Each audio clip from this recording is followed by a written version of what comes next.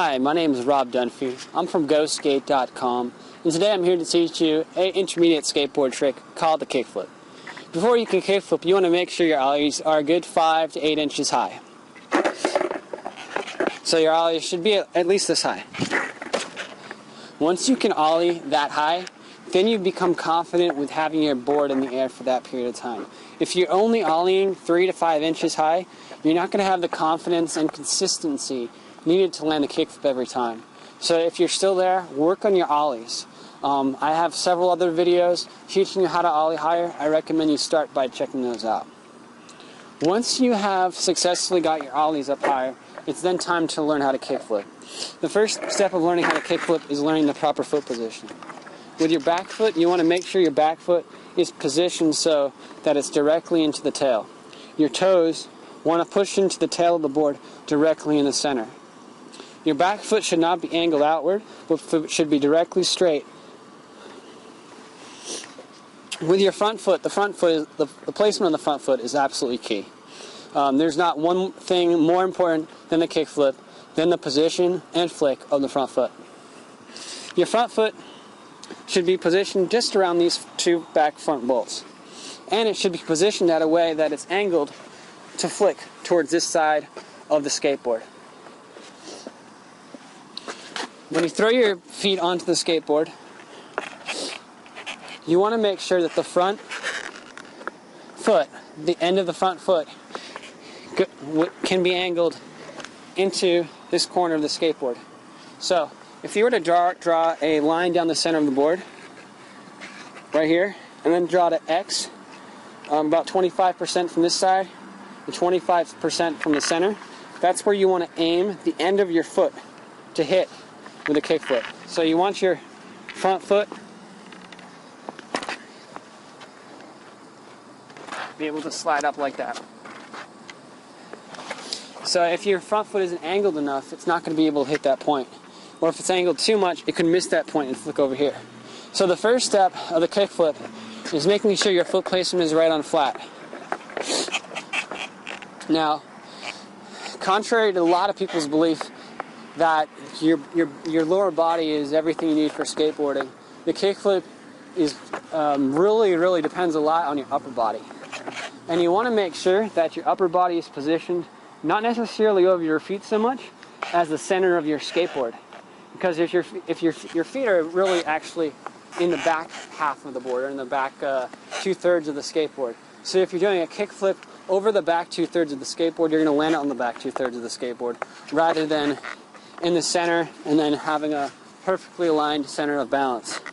So get your foot placement right, and then recenter your body over the center of the board.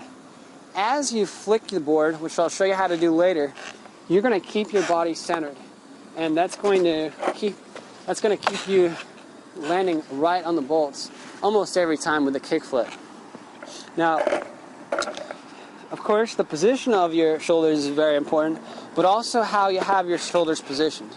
Now, if your back shoulder is lower than your front shoulder, you're going to likely do what they call a mobbed kickflip. A mobbed kickflip is one that rotates like this. Basically one that the back wheels rotate lower than the front two wheels. The other problem that I see on a lot of people's kickflips is that the front two wheels rotate lower than the back two wheels. Or they catch their kickflips like way up here on the nose, or they catch it with their front foot and then their back foot, and there's quite a delay between their front and back. And that's because their front shoulder is lower than their back. So when you kickflip, keep your left and right shoulder directly leveled. Okay, that's going to ensure that your board is leveled as well.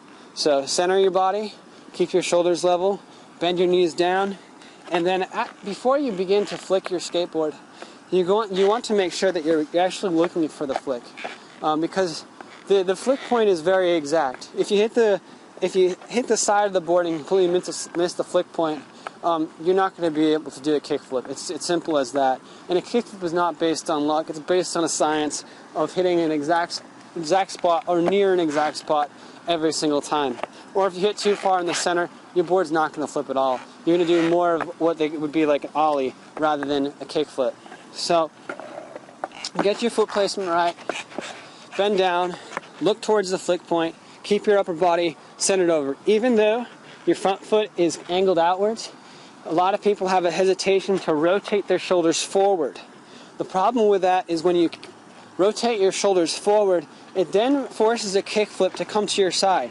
When you force a kickflip to come to your side, it's going to rotate to its side. So instead of doing an equal kickflip like this, it's going to rotate outward. So if you're doing a kickflip, especially while you're moving, and you do a kickflip outward, it's going to slow you down or stop you completely. And what you're going to have to do is tic-tac to correct it. That can come into play huge when you start to do a kickflip down gaps and down stairs and things of that sort. So, again, make sure that front shoulder isn't facing outward. And make sure your shoulders are over the board completely. As you bend down, keep your shoulders centered. And that's the setup for the kickflip. And that right there is a kickflip. As you saw when I landed the kickflip, both of my feet landed directly on the bolts. Also, if you slow-mo that last kickflip, you'll see that my shoulders were directly even the entire time I was in the air. My board flipped about, let's say, 4 to 5 inches off the ground. My feet jumped approximately 10 to 11 inches off the ground. It wasn't a huge kickflip. If I had wanted to do a larger kickflip, what I would have done is I would have added more power and more delay into both the pop and into the flick. So there's 2 steps to a kickflip. First the pop, and then the flick. The more power you can add into both of those motions, the better your kickflips will be. My name is Rob. I'm from GOSKATE.com. And if I can help you out with your kickflips, give me a call for a free consultation at 800-403-2405 or visit the link beneath this video. Thanks a lot and have a great day.